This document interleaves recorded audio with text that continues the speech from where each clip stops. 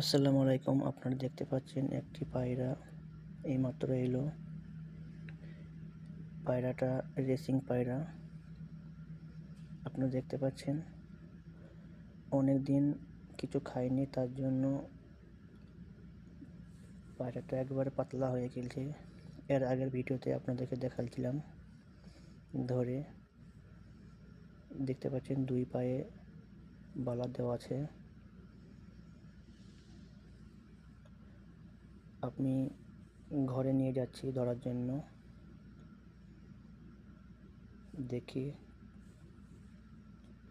ধরা যায় কি। ঘরে নিয়ে গেলাম, দেখতে পাচ্ছেন ঘরে চলে এসছে। দরজাটা লাগালাম, কিছু খাইনি তার জন্য উঠতে পারছে না। আপনারা দেখতে পাচ্ছেন ধরে নিয়েছি। একা ভিডিও করছি তো তার জন্য অসুবিধা।